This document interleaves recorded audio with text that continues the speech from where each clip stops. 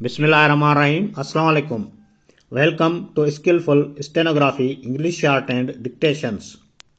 You are requested to please like and subscribe for more clear sound English Shorthand Dictations. English Shorthand Dictation from Pitman Shorthand New Course Book. Exercise number 130. Start.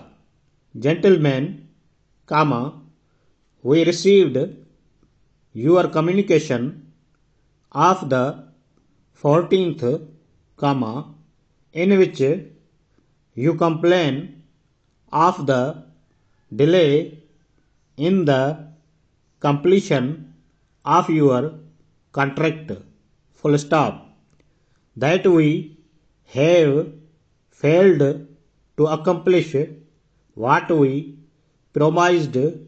We must admit, comma, and we very much regret our failure, full stop.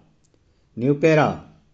We are confident, comma, however, comma, that the contract could have been completed as agreed upon, but for the recent trouble with the Commercial Transport Committee, comma, which was immediately responsible for the delay, full stop, their decision interfered considerably with our business, comma, and when we state that only 30 of our transport men have continued at work,